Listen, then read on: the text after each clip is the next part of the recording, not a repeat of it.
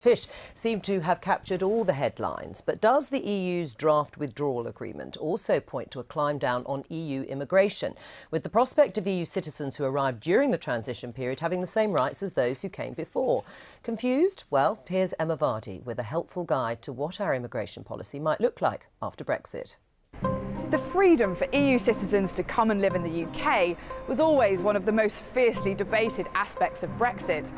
And the rules we're proposing to set in future have been a key part of the negotiations. So with the help of the great map here at the National Maritime Museum, here's how it's expected to work. That key date is the 29th of March 2019, when we leave the EU. And EU citizens who've been living in the UK for 5 years by that date will be able to apply for settled status, and they'll be able to go on to apply to become British citizens. Those arriving in the UK after Britain leaves the EU will have to register with the authorities if they want to stay for longer than 3 months.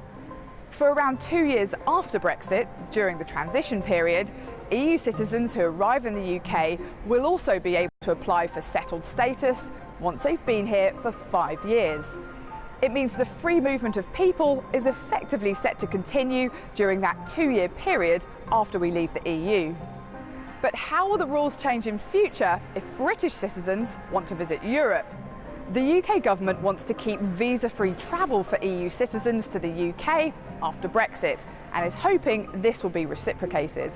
That would mean UK citizens will still be able to visit EU countries for short periods without having to get official permission to travel. But it's all subject to agreement. What about after the Brexit transition period ends? Britain's future immigration system with the rest of the world may depend on the types of trade deals that Britain negotiates.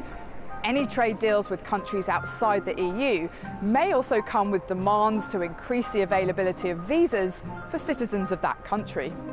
Currently, we don't know what form this will take, but the Home Office says it will address people's concerns about the impact of unrestricted immigration. The way our immigration rules change in future is likely to affect many sectors of the economy and is also likely to play a big part in the way the impact of Brexit is viewed in years to come. Emma Vardy reporting that.